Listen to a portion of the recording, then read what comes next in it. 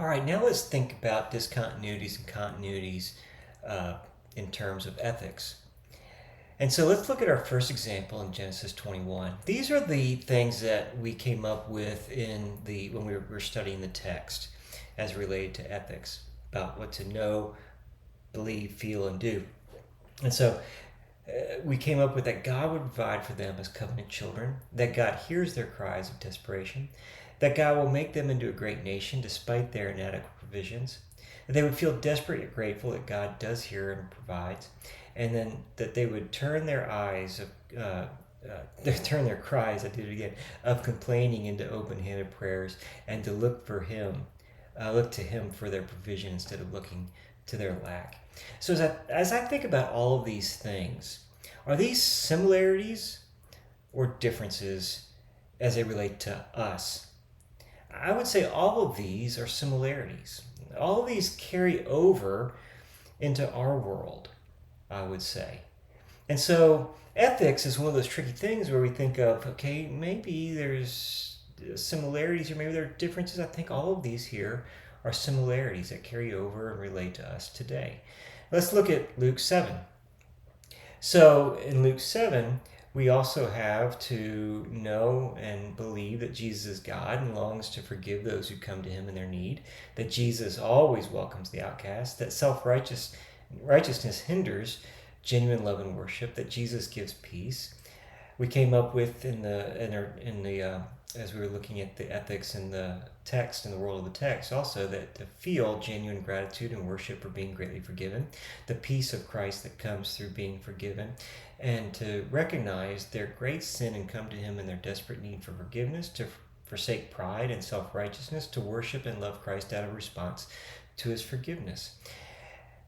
I would, as we look at these, are these similarities or differences, or are these the same kind of ethical responses that we should have to the passage as well? And I would say, yeah, these are all similarities. The only differences I would make is that I would change them to us. That God longs to forgive us. And so these all carry over and relate to our world today.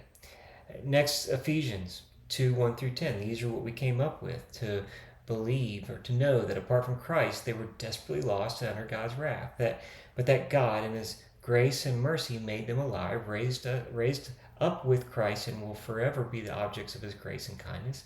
That all of this happened simply by grace through faith. It happened so that they would now walk in good works prepared beforehand or for them. And to feel exceedingly grateful for God's saving grace, humbled and worshipful because of God's gracious hand in saving them in their sins, and to walk out the good works they were created for. Again, especially because this takes place in our chapter of God's story, I would say, yeah, all of these are similarities. So the question then that you should probably be asking is, well, when we think of ethics, does it always, or are they always similarities, or are there any differences between ethics of the world of the text and us today? And I'm going to give you some examples, because I would say yes, there are sometimes differences. And so we can think of the example that I used in Leviticus 24:19 through 20, when we were thinking about context, redemptive context, and why it's important to read the scriptures from a redemptive lens and a redemptive context. But here in Leviticus 24:19 through 20, it says this: if anyone injures his neighbor as he has done, it shall be done to him. Fracture for fracture, eye for eye, tooth for tooth. Whatever injury he has given a person shall be given to him. So the ethic essentially is, if someone wrongs you, you have every right to be able to retaliate. Is that the ethic that we would say is consistent for us today in our chapter of God's story? Well, I would say no, because Matthew 5:38 through 42 says this: you've heard that it was said, an eye for an eye and tooth for a tooth. But I say to you, Jesus says, do not resist the one who is evil, but if anyone slaps you on the right cheek, turn to him the other also. And if anyone would sue you and take your tunic, let him have your cloak as well. And if anyone forces you to go 1 mile, go with him 2 miles. Give to the one who begs from you, and do not refuse the one who would borrow from you.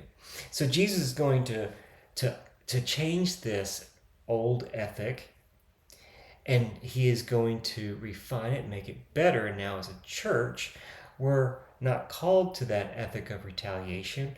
We're called to an ethic of love and even loving our enemy. Okay? So the next one is Deuteronomy 25:4. It says this: you shall not muzzle an ox while it's treading out the grain. Okay, so the ethic is something about, I didn't grow up on a farm. I never had an ox. I never treaded grain. But something here about not muzzling an ox when it's treading. So maybe treat your animals with a level of respect, apparently. But Paul is going to take this command and expand upon it to make it to make it a different ethic. So 1 Timothy 5:17-18 says, let the elders who rule well be considered worthy of double honor, especially those who labor in preaching and teaching. For the scripture says, you shall not muzzle an ox when it treads out the grain, and the laborer deserves his wages. And so Paul here is taking this principle from Leviticus, and he's now saying he's going to apply it in the context of paying the elders in the church, especially those who labor, and in that you shall not muzzle them by not paying them. Okay?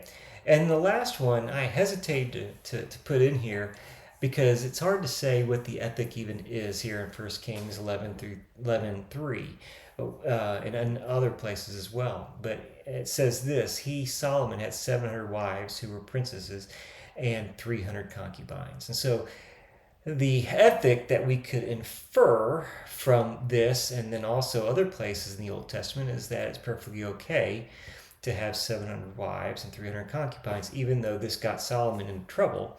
But we could see in David's life, he had concubines and multiple wives, and it didn't get him necessarily into trouble. So could we conclude from that then that the ethic is that we could be a polygamous people? Well, again, if we go to Jesus, he would say in Matthew 9:5, and he said, therefore a man shall leave his father and his mother and hold fast to his wife, and the two shall become one flesh. So not 700, but two shall become one flesh.